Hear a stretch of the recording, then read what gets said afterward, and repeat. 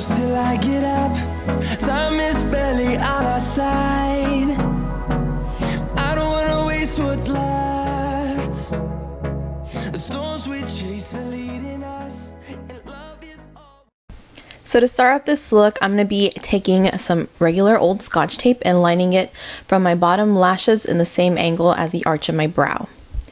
I'm then going to be taking my MAC paint pot in soft ochre with a Lexi large fluff brush. This is the brush that I have been recently loving to use my MAC paint pot with. It just applies it so fast since it's so large and actually really even, so I don't have any clumps of product anywhere.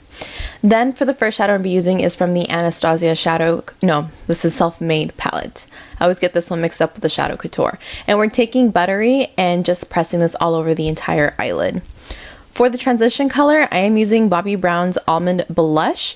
You can use pretty much any neutral blush for this part, or just any neutral shadow that also looks similar to this one. It has just a tiny bit of red in it, not so much pink, and a little bit of brown, and it's matte. I'm then going to be taking Bobbi Brown's Camel, which you guys know I use pretty often, on a Lexi blending brush, and just going over in the exact same area where we have placed almond, just back and forth, and then in circular motions to really blend out. I'm then taking a Real Techniques brush and taking a little bit of kohl from the Anastasia Shadow Couture palette and just starting to go in circular motions and building up the outer V of the eye. As you can tell, I'm just kind of creeping my way up into the crease, and then whatever excess I have on my brush, I'm going to be pushing that all the way through, meeting it about 3/4 of the way into my entire eyelid. I'm then going to be taking a smaller brush, and it's a little bit more flat, just to get a more precise line and just get really deep into that crease. Again, just dipping ever so slightly into kohl and using whatever excess I have. I'm then taking a smaller Lexi blending brush and going back to the Self-Made palette and taking a little bit of hot chocolate and just running that right along the edge of where the black shadow met into the crease color, just so we again have a smoother transition, so we can layer those right on top of each other to make it seem like there is a better blend. I'm then taking that original Lexi blending brush and just going over the edges of everything just to make sure everything is really well blended out. And then an extra step, I am taking a clean Real Hair fluff brush and just running this along the edge to pick up any excess product, which is a really great tip. I'm then going to be removing the Scotch tape, and then I'm going to be using some MAC paint pot in soft ochre to clean up the front part of our lid. I'm using this with a concealer brush. You can use a lip brush for this. Any flat, small detail brush will work. And taking the paint pot and going along the inner tear duct of my eye, and then kind of hugging around to where you feel your natural socket begin to dip in or into your natural crease, and just fading it ever so slightly outward so it blends into the outer V of the eye. I'm then going to be picking up a little bit of sherbet from the Self-Made palette and just on a large fluff brush pressing that over on top of the paint pot to set it. I also want a little bit of a peachy tone, or rose gold tone if you will, to match the glitter we'll be using. I'm then taking a little bit of hot and cold from that same palette and on that smaller Lexi blending brush going along the edges of the crease where the paint pot cut right into the crease, and then blending it also a little bit into the outer V of the eye. Then for the glitter, I couldn't show you guys on camera because I had made a mess of it when I opened it up when I was doing my other eye, but I am using eyekandy cosmetic glitter in the shade Taffy. And what I like to do is use the adhesive that's also from eyekandy cosmetic, which is like a liquid glue. Dip a bit into the cap of the glue and then dip my brush into the glue. Just ever so slightly touch my brush to a napkin to absorb any excess glue, then dip it into the glitter. And then as you can tell, I don't really like to swipe really hard onto my lid. I'm actually just kind of patting the glitter onto my lid space and just using patting motions to spread out the glitter in the areas that I want it to cover. Since the liquid glue could disturb our eyeshadow, if you kind of swipe really hard, you could actually move around the eyeshadow that's underneath all the glitter. So to keep everything in place, patting motions is the way to go. I'm then going to be taking Sigma's gel liner in Wicked. I'm doing my wing as usual, and I'm just kind of lining up the base of my wing towards where the line that the tape had made right beneath my eye, and then I'm going to be just dragging it inward. I'm then using the edge of my eyeliner brush to just kind of press up and build against the very inner part of my eyelid and just connect that eyeliner to our wing. While we are there, I'm also going to be tight lining as well. For lashes, I am using House of Lashes in Boudoir, and I'm first just applying some mascara while the glue dries. Once the glue is tacky enough, about 40 to 60 seconds later, I'm just going to be popping those bad boys right on.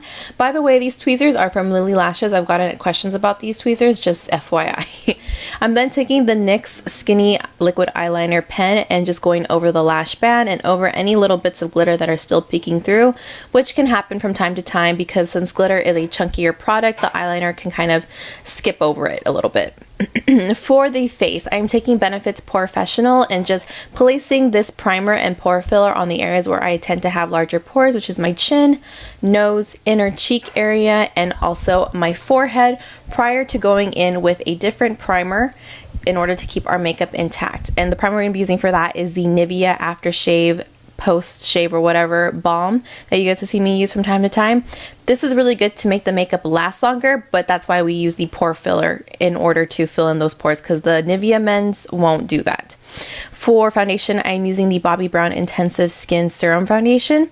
Now, just a little FYI before all of my fellow oily girls go out and try this foundation. If you are extremely oily, you may not like this foundation. You may hate it. I wanted to bring it out because I think it is a really good alternative during these drier winter months.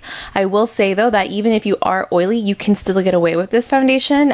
If that wasn't true, then I wouldn't be using it, but it definitely isn't going to keep you matte. It is definitely a more dewy look, and I wanted a dewy, glowy look for this makeup look and tutorial, so that is why I went with it.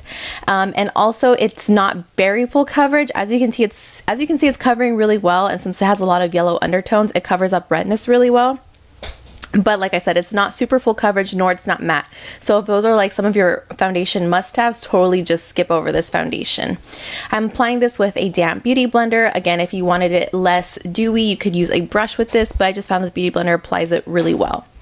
I'm then taking Sephora's brightening pen in Radiant Rose right underneath my eye area for a little bit of extra brightness. Then taking Tarte's Maracuja Creaseless Concealer, and with a concealer brush, I am just placing this directly underneath my eye area and making sure to do that on both sides, being really careful not to disturb our liner. I'm also taking a very tiny amount against my nostrils and center of my forehead, and again, just using that same damp beauty blender to make sure everything is blended in and melted with our foundation shade. For contouring, I'm going to be using the Anastasia Cream Contour, and as you can see, I am dipping the butt of my beauty blender right into that first highlight shade and just pressing this on the inner part of my cheek up towards my cheekbone. I'm also placing this right in between my eyebrows in the center of my forehead. Then taking this middle contour shade, and again with the opposite butt of the beauty blender, I'm using this to kind of bronze up and contour my forehead. I found that this is a really great way to subtly contour, but also so you don't apply too much product. Also, it just blends really well and makes it easy. I'm then just going to be taking a little bit more of that highlight shade and placing it right underneath the bottom where we would place our contour, and then going in with an e.l.f. stippling brush and taking a little bit of Mink from that palette and just going in circular motions upward, blending it into our natural cheek contour, and then again taking that beauty blender to really just soften up all the edges. I'm then going to be doing my usual nose contour with the first highlight shade and the middle contour shade. If you guys want a more detailed nose contour video, let me know. I have done one in the past, but it definitely has changed since then, and I do have a different technique that I have been using. So if you guys really want me to do an in-depth video of how to nose contour with cream and powder products, then let me know. Then I'm taking Benefit's What's Up Cream Highlighter, and with the pad of my finger, I am just going to be pressing this onto the tops of my cheekbones and also right down the bridge of my nose. I'm then going to be setting this with the Anastasia Illuminator in Starlight, and I'm using my Bobbi Brown eye blender brush to do this and kind of just going in circular motions from the very bottom of my cheekbone all the way up to the top of my temple. I'm then taking a much smaller eyeshadow brush and placing a little bit of this illuminator across my cupid's bow and also down the bridge of my nose. I'm then taking my Mercier translucent setting powder and just very, very carefully making sure to buff out any crease lines that may have settled underneath my eye, and then directly placing this powder right underneath my eye and up along the side of my nose. That was hard to get out, but being really careful not to cover where we had placed that cream highlight and our powder highlight. We just really want to set all the areas where we could potentially get oily, but leave all the areas blank where we want to shine. I'm also going to be setting my under jaw part of my contour for this. I let this bake while I did my brows, so as you can see my brows are done, and I'm been blending away the excess baking. I'm then taking the Physicians Formula City Glow bronzer with my Sonia Kashuk brush. I decided to use this bronzer because it has a little bit of reflex in it, so it gives a nice shine still, and going up along towards my hairline, across the tip of my nose, and also across my chin, and then of course just bronzing up my cheeks as usual.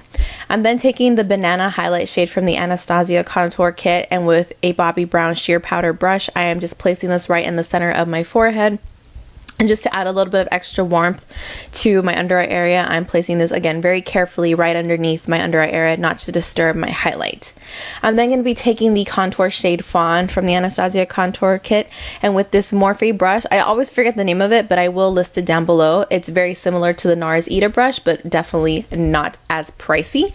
I'm using this brush to contour. This brush gives such a sharp contour. It's ridiculous, and the way I like to use it is kind of wiggling it upward into my cheekbone. And then I'm taking a much smaller brush, although it's very similar to that last one we used, and you guys have seen me use this quite a bit, and I'm using this to nose contour.